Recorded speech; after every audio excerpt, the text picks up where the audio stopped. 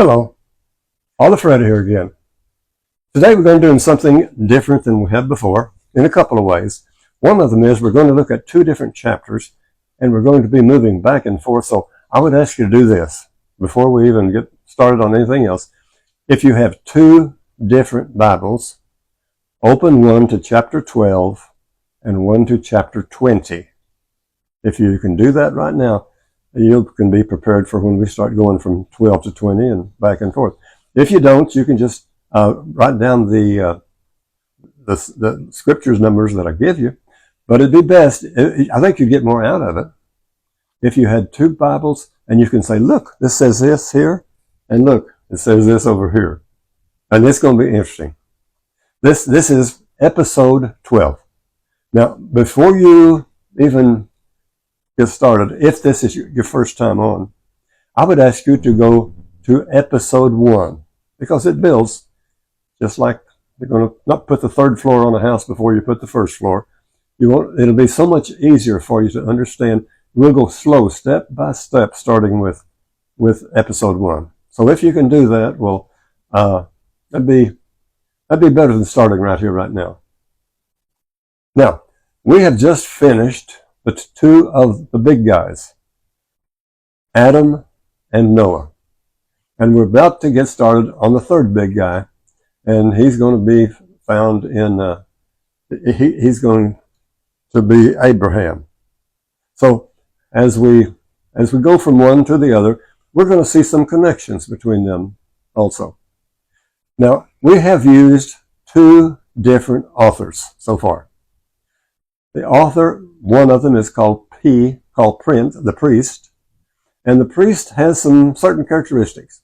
He's a person that's off in the distance. He's a person that's all powerful. He just says, let there be the sun, and there was the sun. He's a person that's interested in details, how to build that ark. 300 cubits long, 50 cubits wide, 30 cubits high. Put the windows here. He uses details as he relates to us. Then we had another one that was different, and we called him the J source. J, because it can come, if you find the supreme being, it's going to be like Jehovah, or before it got into English, it would have been Yahweh, only it would have been pronounced Yahweh in German, but the J is pronounced different. A J is pronounced like a Y in German.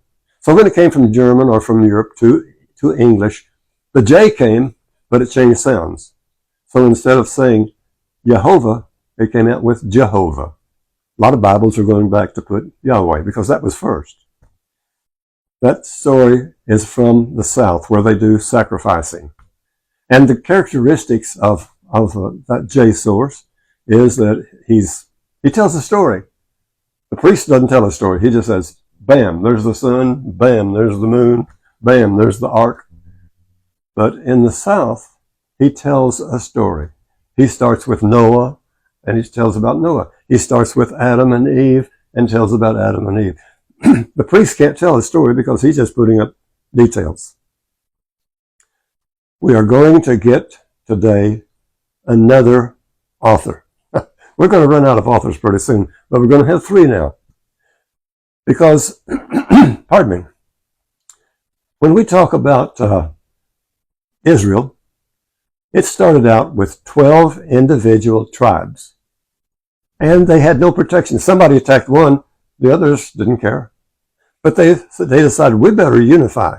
We better get a king so that we can have one unit. And if somebody attacks this one, we all fight him. So it was for kind of like NATO for us now. So they decided they want a king. God didn't want to give them a king. God wanted to be their king, and he had taken care of them. But they wanted a king. So he says, you want a king? Get you a king. So they made a king out of a guy named Saul, S-A-U-L. He was the first king that they had. He was a pretty good guy, but he became paranoid. He was afraid that somebody else was getting more attention than he was. People liked somebody else more than they did him, and he did not like that. And it bothered him to the point that he tried to kill this other fellow. But he couldn't kill him because God kept protecting him. His name was David.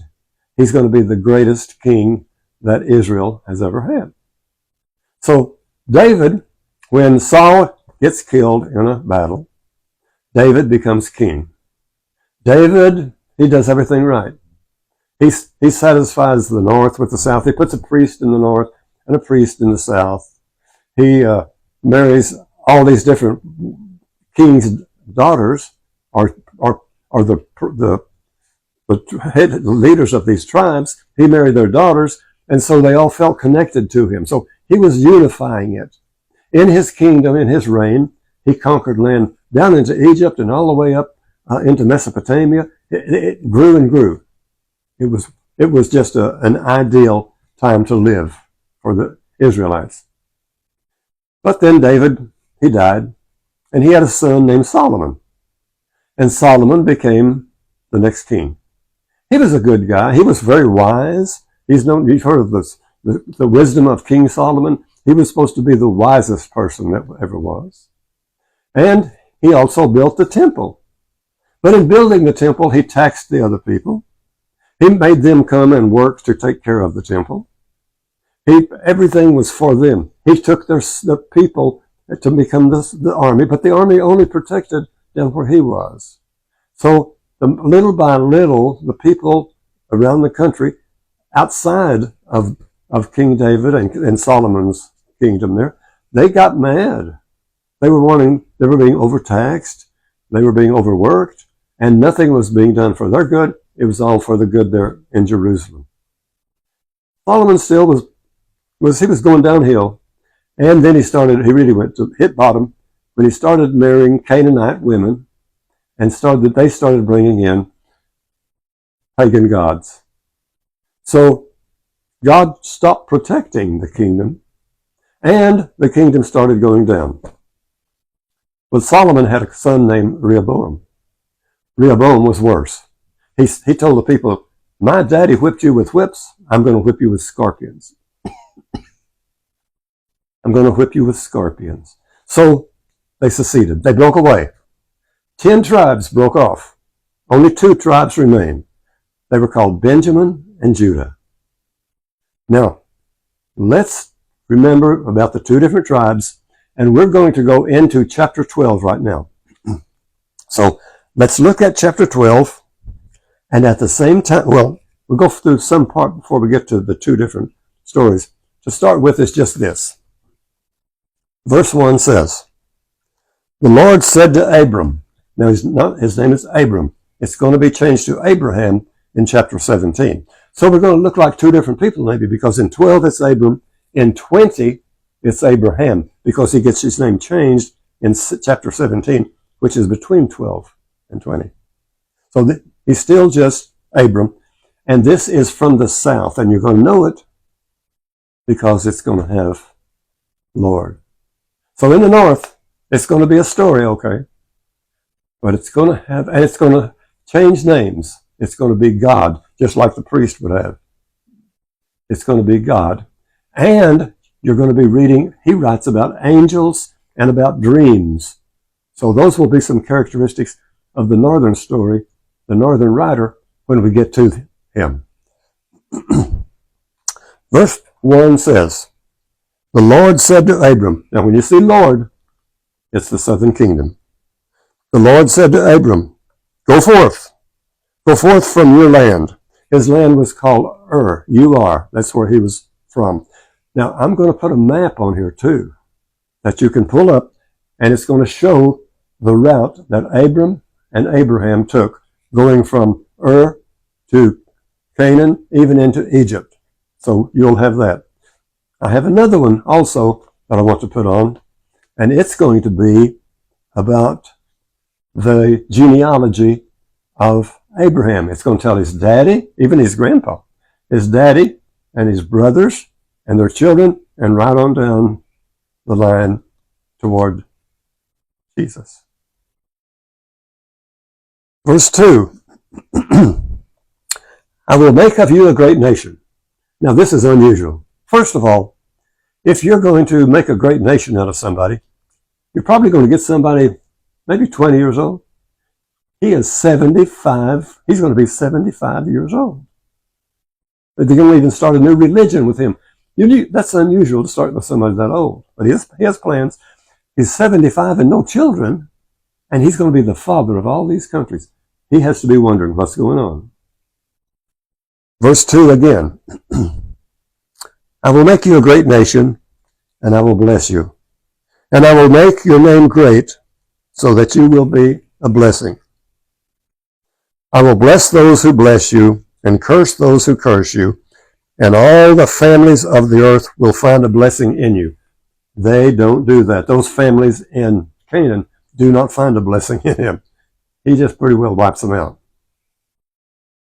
Verse 14 says, Abram went as the Lord directed him, and Lot went with him. Now Lot, you might remember from last week, he's going to be pretty important, but not for very long. But Abram had two brothers. He had Haran and he had Nahor. Haran had Lot. Lot then is Abraham's nephew. So let me read that again. Abram went to the Lord and directed him, and Lot went with him. So they're gone. He went with him. Here is going to come in the first time with the E source. And it's going to repeat what we already said. He's only gone with Lot. But now here we go. Abram was 75 years old when he left Haran. This next section is going to say the same thing. It's going to be from the E source. Abram took his wife Sarah, his brother's son Lot, and all the possessions that they had accumulated. So he's got Lot again. They're starting out again. It's a repetition, and it's a different writer. And the person they had accumulated, and the persons that they had accumulated. How do you accumulate people? I wonder what that means. It might mean people that have started following him and believing him, like he was maybe somebody special. You don't usually accumulate people. You accumulate baggage or trinkets, but you don't accumulate people, usually. And the persons that they had acquired in Haran, these are people they acquired. They're not slaves, I don't think, that they bought. These are just people that have become part of his retinue. And they set out for the land of Canaan. Ur is over here. Canaan's over here. They're going to go north. You'll see that on that map. On that map, you can take a picture of it. It's kind of small. You can take a picture and enlarge it, and you can see all of these places that he's going to go to. It's interesting. Verse 6 goes back to the J source. If we just left that 5 out, it would make perfect sense because it was just inserted. For instance, 4 starts out, Abraham went as the Lord had directed him, and Lot went with him, and then you just skip on down. Abraham passed through the land as far as the sacred place of Shechem. Now, that's Haran. Now they're going down to Shechem. And you can find Shechem on this map. They're going to build an altar there. The first altar that Abraham builds is in Shechem. And it's at Shechem by the oak of Moreh. Now, trees play a very important part in this southern kingdom because it's nearly all desert. So trees and water, shade, they're going to play an important part. A lot of things about trees. The Canaanites were then in the land. The Canaanites were in the land. Now remember on Canaan back there with Noah, the Canaanites are going to be the servants of Shem, and Abraham is a descendant of Shem. So it was predestining that's going to happen. In verse 7 tells you that you're in the southern kingdom because it says the Lord, it doesn't say God. The Lord appeared to Abraham and said, to your descendants. How are you going to have descendants? You're 75 years old, probably been married 50 or 60 years, and no children. And now he's telling him, to your descendants, I will give this land. So Abraham built an altar. He built an altar there to worship God. Built an altar there to the Lord who had appeared to him. So God has appeared to Abraham. From there, he moved on to the hill country east of Bethel. And you'll see Bethel on that map or this, not a map, it's just a little chart that shows where all he's going. He's pitching his tent with Bethel on the west and Ai on the east. He built an altar there. That's twice he said he's built an altar to the Lord. Lord, remember, is the southern kingdom. And invoked the Lord by name. This is the first time that he calls God's name. Back in Adam, it never talked about God for them. For Noah, it wasn't about that. Now they're going to communicate. They're going to call the Lord for the first time by his name. Then Abraham journeyed by stages to the Negeb. Now the Negeb is a desert, and it's in southern Israel, and it's all just so much of it is desert that trees and oases or water, they play very important parts. Now we're going to look at the two Bibles. So I hope you've got a chapter 20 open in one Bible and a chapter 12 open in the other Bible. And you're going to see the J source and you're going to see the E source, or the southern kingdom and the northern kingdom, because they split when Rehoboam made it too difficult for them to live together. So let's go now to chapter 2, verse 10, and in chapter 20, verse 1. Okay? Let's start. Chapter 10 says this: There was a famine in the land, so Abram went down to Egypt to sojourn there, since the famine in the land was severe. He's gone to Egypt because of a famine. Now look to chapter 20, verse 1. From there, Abraham journeyed on to the region of the Negeb. He's going to the desert, where he settled between Kadesh and Shur, while he resided in Gerar as an alien. So in chapter 12, he goes to Egypt. In chapter 20, he goes down to southern Israel. Look at verse 11. We're going to go back now to chapter 12, verse 11. When he was about to enter Egypt, he said to his wife Sarai, she hadn't been changed to Sarah yet, I know that you are a beautiful woman. Now she's 65, and he's worried about, I guess everywhere he goes, he's scared because she's so beautiful. When the Egyptians see you, Egyptians really go after the women. If you're not an Egyptian, you come in there and you're a woman, it's not going to be the best day of your life, probably. When the Egyptians see you, they will say, she is his wife. Then they will kill me and let you live. So here's what he wants her to do now. Verse 13 says, Please say therefore that you are my sister, so that I may fare well on your account. Why would he fare well on her account? It's just, if that's his sister. He's going to fare well, okay? That's just part of the story. And my life will be spared for your sake. So verse 13 says, tell him that you are my sister. Now, let's go to verse 2 in chapter 20 and see what it says. Verse 2 says, Abraham said of his wife Sarai, she is my sister. This is the same story.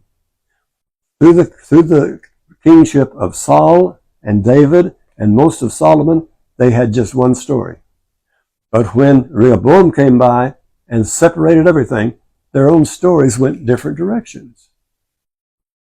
So this one, they're both the same story though. They come from the one same story. Verse 14 says, when Abram arrived in Egypt, the Egyptians saw that the woman was beautiful. Yeah, she's beautiful. So 15 says, when Pharaoh's officials saw her and praised her to Pharaoh, and the woman was taken to Pharaoh's house. She's now not with her husband Abram, or not with Abram, she's with the Pharaoh. Now let's go back to chapter 2 in verse 20, to chapter 20 in verse 2, and let's look at this. I'm going to start from the beginning again. Abraham said of his wife Sarai, she's my sister. So what happened? So King Abimelech of Gerar sent and took Sarah. So it's the same story. In Egypt, she's with the Pharaoh. In Gerar, she's with Abimelech, the king. But it's the same story. It's just told from one story from the north, and one guy told it different, a little different from the south. Chapter 20, or verse 16. Verse 16, we're back in chapter 12 now. Verse 16. Abraham fared well on her account. He said he was going to fare well, and now he's going to fare well. Why this happens, I'll never know. Abram fared well on her account, and he acquired sheep, oxen, male and female servants, male and female donkeys, and camels. Just because she was his sister, he got all of these animals. So he's coming out okay. He said he would do well. Well, he's doing well. Now, for that same verse in chapter 20, go to verse 14 and see how well he fared in chapter 20, starting with verse 14. And we read this. Then Abimelech took flocks and herds and male and female slaves and gave them to Abraham, and he restored his wife Sarah. So he's going to get his wife back, but look at all what he got. And it's not all. Then Abimelech said, here, my land is at your disposal. Settle any place you want to. He's tricked him. He's having to give the wife back now. If somebody tricks you, are you going to give them all these things? He thinks that this is a holy man. He might be able to put a curse on him. And he's still giving. To Sarah, he said, I hereby give your brother 1,000 shekels of silver. This will preserve your honor before her, all who are with you. It's going to preserve your honor. Nothing happened, but he got all of these animals.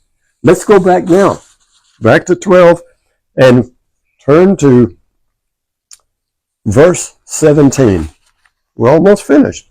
This is a short chapter. Verse 17. But the Lord struck Pharaoh. Now when you see the Lord, that's going to be the south. But the Lord struck Pharaoh and his household with severe plagues because of Sarai, Abraham's wife. So the punishment that the Lord gave him was, he gave them plagues, severe plagues. Now, let's look and see what he did in chapter 20. In chapter 20, let's see, this one is, he gives him the severe plagues, and see where we find where he gets the plagues in. See, I've got chapter 20, verse 3. Was it? Chapter 20, verse 3. But God came to Abimelech, and look how he comes. God came to Abimelech in a dream. When you find dreams, it's the northern writer. God came to Abimelech in a dream one night and said to him, you're about to die because of the woman you have taken, for she has a husband. Now he's about, over here, he gets plagues in chapter 12. In chapter 20, he's going to die. He's going to die because he's taken this married woman. Verse 18 says, then Pharaoh summoned Abram and said to him, how could you do this to me? Why did you not tell me she was your wife? That's verse 18. Go back to chapter 20 and let's look at verse 9. Verse 10. It says this. What did you have in mind? Abimelech asked him, that you would do such a thing to me. It actually starts in verse 9. Then Abimelech summoned Abraham and said to him, what have you done to us? What wrong did I do to you that you would have brought such a guilt on me and my kingdom? You have treated me in an intolerable way. What did you have in mind, Abimelech asked him, that you would do such a thing? Same thing. He wants to know, what's going on? Why are you doing this to me? The end of the chapter is, why did you say she is my sister, so that I took her for my wife? Now here is your wife. Take her and leave. Get your wife and get out of here. Then Pharaoh gave his men orders concerning Abram, and they sent him away and his wife and all that belonged to him. When we have chapter 12, we have this story of Abraham going into a place, telling the people that his wife's his sister. The king or the Pharaoh, depending on which place you are, she goes and lives with him. God gets after him, tells him, you're going to suffer for this. He was innocent both times. He gives the wife back, and it says he does well. He got a whole lot of possessions, donkeys, slaves, all kinds of animals. It's not something that you'd think, I'm going to do this for you because you have tricked me. He does it for him because he thinks he is a holy man and he might put a curse on him. So today, we've picked up one more writer, one more author. Now we've got the priest. The priest uses God. The priest is all-powerful. The priest is off in a distance. He's not close to the people. In the J, we call it the J source. This J source tells a story. P didn't tell a story. J source tells a story. He tells of a God that's close to him, and he tells that God's name is Yahweh. In the north, he tells a story also. It's not Yahweh for the ones in the north, it's God. He's going to have angels, and you saw the dreams that he had. So we've got three writers now. We've got the priest. We'll just call it the J source. And the north we call the E source, because God in Hebrew is El, or the plural, Elohim. So El starts with an E, so we call it the E source. In the south we call it the J source, because Jehovah and Yahweh started with a J. It's interesting to see the same story told in from the people in the north and told from the people in the south. But you know what we better not do? We better not try to read it literally, because two different people tell the same story, but they tell it two different ways. God bless you. Leave me a comment. I've been reading your comments. Leave me a comment and share this with other people. And you know, Catholics usually don't know how to study the Bible. So this is one way to study the Bible. Just use these chapters and study one. Gather people together and get familiar with the Bible because it's ours. God bless.